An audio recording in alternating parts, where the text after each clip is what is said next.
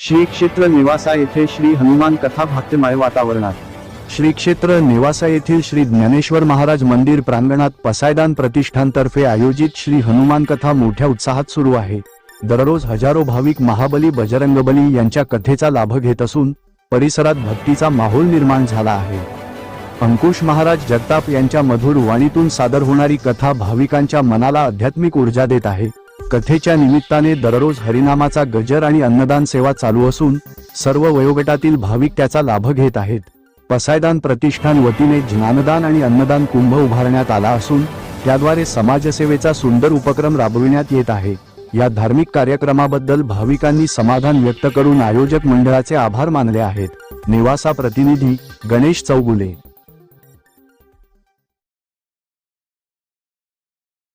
त्या सरोवराला शाप दिला की या सरोवरामध्ये आजपासून जो स्नान करेल या सरोवरामध्ये स्नान केल्याबरोबर तो श्री रूपामध्ये येईल। पार्वती मातेने त्या सरोवराला शाप दिला। त्या सप्त ऋषींनी तो शाप ऐकला आणि ते सप्त ऋषी स्नान न करताच पळून गेले। त्याच सरोवरामध्ये हा वृक्षराज कालांतराने आला आणि पाणी पिण्यासाठी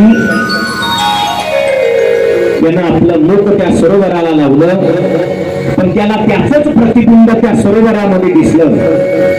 त्याला असा भास झाला की कोणीतरी शत्रू या पाण्यामध्ये लपलाय, मला मारण्याकरता सुसावत आहे। या वृक्षराजानं पाहिलं आणि त्याला मारण्यासाठी पाण्यामध्ये उडी टाकली।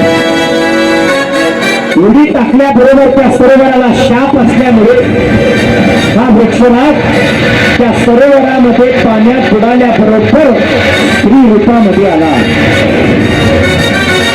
आणि स्त्री रूपातून बाहेर आल्याबरोबर अतिशय लावण्यवती स्त्री, जणू काय स्वर्गातून एखादी तिलोत्तमा नावाची अप्सरा खाली आली असं रूप त्या वृक्षराजाचं झालं। तो स्त्री झाला आणि सरोवराच्या बाहेर आल्याबरोबर इंद्राने आणि सूर्याने त्या स्त्रीला पाहिलं आणि नावाही वाली आणि सूर्याचं तेज त्या स्त्रीच्या मानेवर पडलं, म्हणून त्यातून एक मुलगा जन्माला आला, त्याचं नाव आहे सुग्रीव। हे सगळं जे वर्णन मी तुमच्या पुढे मांडतोय ना, हे सगळं वर्णन शांती ब्रह्म एकनाथ महाराजांनी आपल्या रामायणामध्ये करून ठेवलंय बघा।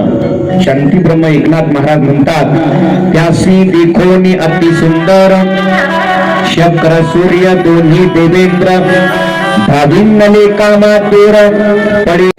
म्हटलं महाराज प्रयोग करून बघू, घरी आल्याबरोबर बायकोला म्हटलं, अगं मला आता चहाची तल्लप लागलेली आहे, पण मला कोरा चहा बनवून दे। ती म्हणे हा जमणार नाही, खरपूस दूध तापवलेलं आहे, अगदी विलायची टाकून बनवते। याला पहिल्या झटक्यात कळालं की महाराजांच्या सांगण्याचा फरक पडला, प्रभाव पडला। यानं उलट वागायला सुरुवात केली। महाराज याला भजे खावे वाटले, यानं बायकोला सांगायचं आज पिठलं बनव। ती म्हणायची जमणार नाही, लगेच पटकन तेल तापवते, गरम गरम घाणा काढतो। वा, एक दिवसाची घटना, याच्या बापाचं श्राद्ध आलं। तो म्हटला, अगं आपल्याला काय कीर्तन वगैरे ठेवायचं नाही बरं। इंद्राचं तेज स्खलित झालं आणि ते त्याच्या इंद्रपुत्रा पुत्राचा की सूर्यपुत्राचा विजय मानायचा, त्याचं उत्तर देऊ तुम्हाला।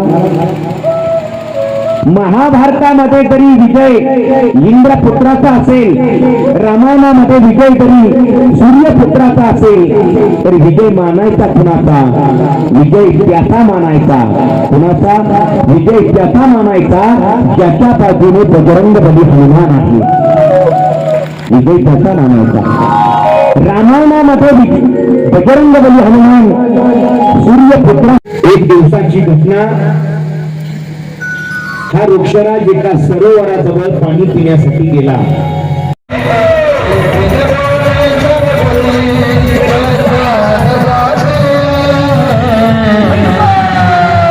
हात वर करा। हा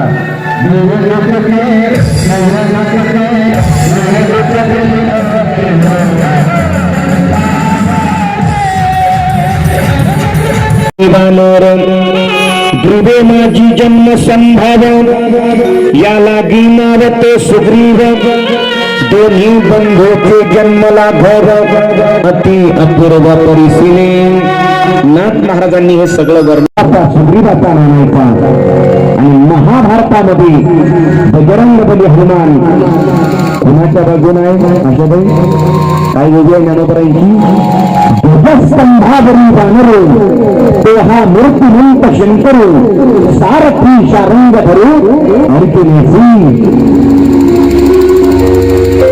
महाभारतामध्ये हनुमंतराय अर्जुनाचा ध्वजस्तंभावर आहे म्हणून विजय अर्जुनाचा आहे आणि रामायणामध्ये हनुमंतराय सुग्रीवाच्या बाजूने आहे म्हणून विजय सुग्रीवाचा आहे ज्याच्या बाजूने बजरंग बली असतात म्हणून ध्यानात ठेवा ज्याला असं वाटत असेल आपण प्रत्येक गोष्टीमध्ये प्रयत्न करतो पण प्रयत्न करत असताना आपल्याला अपयश येतो असं जर होत असेल ना एक वाक्य ध्यानात ठेवा या जगातले तुमच्या प्रयत्नाची सगळे दरवाजे जेव्हा बंद होत असतात ना तेव्हा माझ्या बजरंग बलीवर विश्वास ठेवा याचा दरवाजा उघडा होत असतो जेव्हा तुम्हाला कोणीच नसतं ना तुमच्या मदतीला कोणी येत नाही त्यावेळेला म्हणजे बजरंग बली हनुमान परा येत असतात